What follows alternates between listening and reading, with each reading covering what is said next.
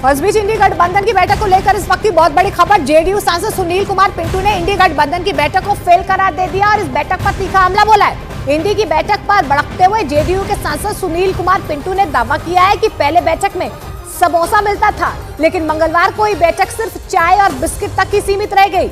नीतीश कुमार से अलग बगावती रुख अख्तियार करते हुए जेडीयू सांसद ने कहा कि बैठक में कई बड़े नेताओं के होने के बावजूद बिना किसी ठोस नतीजे के ये बैठक खत्म हो गई। इसके साथ ही सुनील कुमार पिंटू कांग्रेस पर निशाना साधते हुए उन्होंने कहा है कि कांग्रेस ने हाल ही में कहा था कि उनके पास फंड की कमी है। कल की मीटिंग रह गई चाय बिस्कुट तक में। मैंने इससे पहले भी एक बार कहा था कि इंडिया अलायंस की बैठक में चाय समोसे पर ही मीटिंग सिमटाई हुई, परंतु कल चाय बिस्कुट पर इसलिए सिमट कर रह गई कि कांग्रेस ने अभी हाल में 2 दिन पहले कहा था कि कांग्रेस पार्टी के पास फंड की कमी है। 138 रुपया, 1380 रुपया या 13,800 वो लोगों से डोनेशन मांग रही है, तो इसलिए डोनेशन अभी आने में विलम्ब है। तब तक के लिए कल बिना समोसे की चाय बिस्किट पर ही चर्चा होकर समाप्त हो गई, बिना किसी भी सीरियस मुद्दे पर कोई चर्चा। और संसद सुरक्षा चूक मामले को लेकर इस वक्त की बहुत बड़ी खबर सामने आ रही है। दिल्ली पुलिस ने कर्नाटक के बागलकोट से रिटायर्ड डिप्टी एसएफ के बेटे साई कृष्णा को हिरासत में ले लिया। इस पूरे मामले में साई कृष्णा आरोपी मनोरंजन का बीआईटी बेंगलुरु में पढ़ाई के दौरान बैचमेट रहा है। साई कृष्णा एक वीडियो कंपनी में सॉफ्टवेयर इंजीनियर है। बताया यह भी जा रहा है कि मनोरंजन की डायरी में साई कृष्णा का नाम लिखा हुआ मिला था।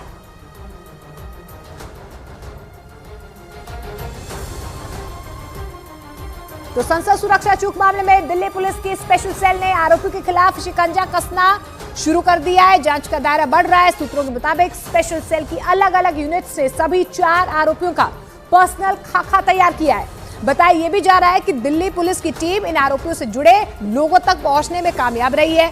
पुलिस ने आरोपियों से जुड़ी हुई पूछताछ को भी क्रॉस चेक करवाया है। वहीं आरोपियों से घटना के दिन का सीक्वेंस हर किसी से अलग अलग पूछा गया है। हालांकि किसी संगठन से जुड़े होने के सवालों पर आरोपियों ने अभी तक चुप्पी साधी हुई है। वहीं आपको बता दें कि सूत्रों के मुताबिक आरोपियों के बयानों के अलावा आरोपियों के घरों से छापेमारी में बरामद की गई डायरी, नोटबुक, सीडीआर, बैंक खाते, ईमेल के जरिए जुटाई गई सामग्री, सभी की ईमेल्स, अलग अलग लोकेशंस के CCTV footage, social media accounts पर वो किस तरीके से बातचीत कर रहे थे, उनकी details, WhatsApp chats, Signal app, ID, जिन लोगों से घटना के बाद आरोपियों ने संपर्क किया था, उनके बयानों की भी एक फाइल बनाई गई है। तो आप देखिए किस तरीके से जांच का दायरा लगातार इस पूरे मामले को लेकर बढ़ता जा रहा है। वहीं आपको ये भी बता दें कि आज राज्यसभा में 3 नए आपराधिक कानून बिल पेश होंगे। कल तीनों बिल लोकसभा से पास हो गए थे। बिल पास होने से पहले अमित शाह ने कहा है कि तीनों बिल कानून, न्याय, पारदर्शिता और निष्पक्षता पर आधारित हैं।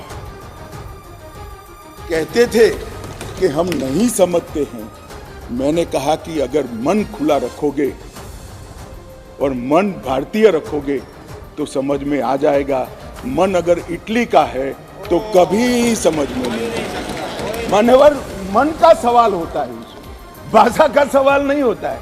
मन अगर यहाँ का है तो तुरंत समझ में आ जाता है, मन अगर यहाँ का नहीं है तो कभी समझ में नहीं आएगा। के साथ तो पश्चिम बंगाल की मुख्यमंत्री ममता बनर्जी का झगड़ा उस वक्त भड़का था जब जगदीप धनखड़ पश्चिम बंगाल के राज्यपाल के पद पर थे। उस वक्त तो दोनों नेताओं के बीच झगड़ा इस हद तक बढ़ गया था कि राज्य में संवैधानिक संकट माना जाने लगा था। क्योंकि राज्यपाल होते हुए जगदीप धनखड़ ने राज्य सरकार के कई फैसलों पर सवाल खड़े किए थे। जगदीप धनखड़ ने बंगाल में 24 कुलपतियों की नियुक्ति को अवैध बता दिया था। बतौर राज्यपाल उन्होंने कई मुद्दों पर सीएम ममता बनर्जी से सवाल किए थे। कई बार राज्य सरकार के खिलाफ सीधा ट्विटर पर तीखे हमले किए थे, जिसके बाद सीएम ममता बनर्जी ने अपने ट्विटर अकाउंट पर उन्हें ब्लॉक कर दिया था। राज्य में हुई हिंसा की घटनाओं के लिए भी राज्यपाल रहते हुए जगदीप धनखड़ ने टीएमसी पर तीखे हमले किए थे। नौबत ये हो गई थी कि जगदीप धनखड़ जब तक बंगाल में राज्यपाल के पद पर रहे, बवाल कभी थमा ही नहीं। तृणमूल कांग्रेस के कार्यकर्ताओं ने कई बार संवैधानिक पद पर होते हुए भी उन पर बीजेपी के लिए काम करने का आरोप लगाया।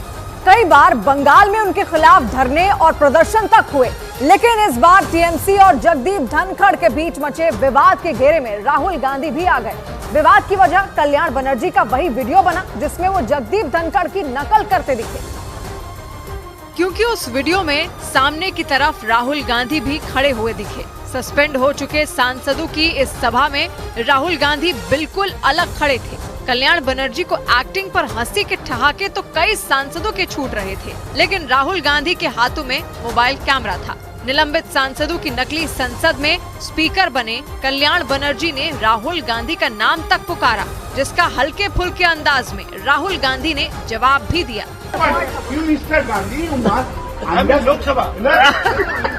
लेकिन इस डमी संसद का वीडियो बना रहे राहुल गांधी को बीजेपी ने घेर लिया। राज्यसभा में सभापति की कुर्सी पर बैठकर जगदीप धनखड़ ने भी दोनों दिन राहुल गांधी को ही निशाना बनाया। आपके एक बड़े नेता एक सांसद के असंसदीय व्यवहार को वीडियो कर रहे थे। अगर कोई व्यक्ति वीडियोग्राफी कर आनंद लेता है, एम्पलीफाई करता है, ये संस्कार है क्या अपने? नहीं, ये संस्कार है क्या? यहाँ तक इस तरह आ गया क्या? कांग्रेस नेता राहुल गांधी पर राज्यसभा चेयरमैन के ही नहीं बल्कि किसानों और जाट समुदाय तक के अपमान के आरोप लग गए।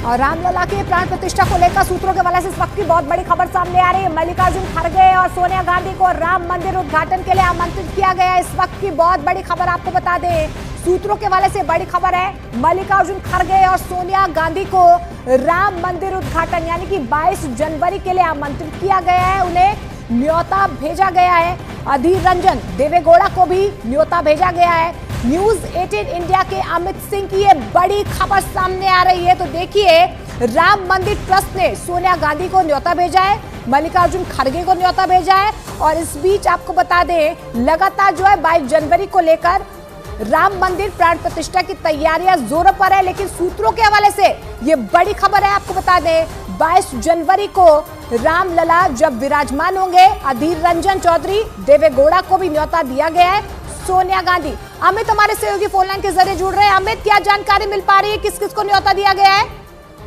देखिए, लगातार अयोध्या राम जन्मभूमि ट्रस्ट की तरफ से न्योता भेजा जा रहा है। 22 जनवरी के कार्यक्रम श्री राम जब अपने भव्य नए मंदिर में विराजमान होंगे, उसके लिए न्योता दिया जा रहा है। इसमें मुख्य अतिथि प्रधानमंत्री नरेंद्र मोदी है। लेकिन अब ट्रस्ट जो है, अब खड़गे जो कि कांग्रेस के अध्यक्ष है, पूर्व अध्यक्ष सोनिया गांधी, मनमोहन सिंह, पूर्व प्रधानमंत्री देवेगौड़ा और अधीर रंजन चौधरी को भी न्योता दिया गया है अगले महीने जो 22 जनवरी को कार्यक्रम में शामिल होने के लिए। और ये भी बताया जा रहा है कि ट्रस्ट के अधिकारी खुद इन्हें जाकर न्योता दिए हैं। तो जाहिर तौर पे जो लगातार विपक्ष की तरफ से सवाल उठाए जा रहे थे कि क्या विपक्ष को न्योता नहीं दिया जाएगा और किसी के न्योता मिलने या ना मिलने से कोई अपने प्रभु से नहीं मिलेगा। तो अभी फिलहाल खबरें हैं कि ट्रस्ट जो है वो खड़गे, सोनिया गांधी, मनमोहन सिंह, देवेगौड़ा, अधीर रंजन चौधरी को न्योता दिया है। जी अमित, और कौन कौन से नेता शामिल हो सकते हैं जिन्हें आमंत्रण दिया जा सकता है? क्योंकि विपक्ष लगातार इस मुद्दे को बुना रहा था कि उन्हें आमंत्रित नहीं किया जा रहा है, अब तो आमंत्रण अभी दे दिया गया है। जी, अब देखिए, बिल्कुल अभी आमंत्रण उन्हें दे दिया गया है और देखना होगा कि और किस दिन को न्योता ट्रस्ट की तरफ से दिया जाता है। फिलहाल ट्रस्ट के अधिकारी बताया जा रहा है कि इन बड़े नेताओं के यहाँ जा रहे हैं और फिर उन्हें खुद ही इनवाइट किए जा रहे हैं। जिस तरीके से हमने देखा था कि चंपत राय और तमाम जो ट्रस्ट के बड़े अधिकारी थे, उन्होंने प्रधानमंत्री नरेंद्र मोदी को मुख्य अतिथि बनाने के लिए जाके उन्हें न्योता दिया था। उसके बाद उन्होंने मुख्यमंत्री योगी आदित्यनाथ को भी न्योता दिया था। और अब मालूम चल रहा है कि जो ट्रस्ट के बड़े अधिकारी हैं वो खड़गे, सोनिया गांधी, मनमोहन सिंह, देवेगौड़ा, अधीर रंजन चौधरी को न्योता दिए हैं। जी, तो एक बार फिर से आपको बता दें कि सोनिया गांधी को राम मंदिर उद्घाटन के लिए आमंत्रित किया गया। अधीर रंजन, देवेगौड़ा, मल्लिकार्जुन खड़गे, इन सभी को आमंत्रण पत्र दिया गया है राम मंदिर तीर्थ क्षेत्र ट्रस्ट की तरफ से। शुक्रिया अमित, फिलहाल इस तमाम जानकारी के लिए।